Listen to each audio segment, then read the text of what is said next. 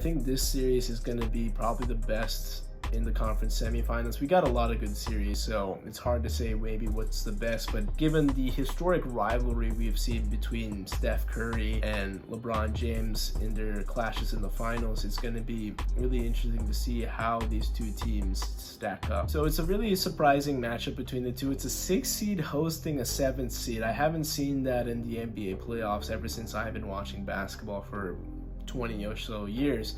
And the Warriors, I think, have that cohesion advantage because they have a lot of veteran players. Yes, LeBron is probably the best player on the court, but Anthony Davis hasn't been through a lot of this deep postseason experience outside of the bubble. D'Angelo Russell has not had a ton of playoff experience, so the list gets pretty thin on the Lakers side. The Warriors are just coming off a championship run and they're hungry for more, so I give that veteran know-how obviously to the Golden State Warriors. They've been there, they've done that, they're a dynasty. If anyone is to stop them, it would be LeBron James. Now, he did have a say back in 2016, so definitely stop one of the Golden State runs at the title, but still they have a ton of talent on their side, though their ball movement is something that the Lakers perimeter defenders are going to have to be very keen on.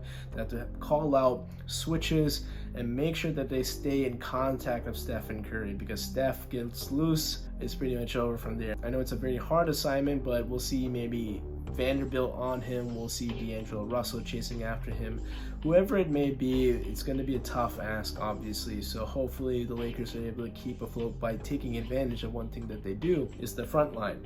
They have a really big advantage, I think, that they'll have on the boards. That's something that Golden State has always been susceptible to, getting out rebounded. Now, if Looney's playing like this, it's not going to be easy for Anthony Davis. I think he would be tested physically, but he does have the length over Looney, so we'll see how that happens. But obviously Looney had the better between Alex Len and then Domantas Sabonis, but I'd hope that Anthony Davis is able to provide his own and make his impact known in this series. In terms of making prediction, I think it favors the Warriors because they have the ability to make a ton of threes. The Lakers, yes, have recently been able to make threes, but they're not super consistent. I think schematically favors the Warriors. In terms of this having home court advantage is a game changer as well.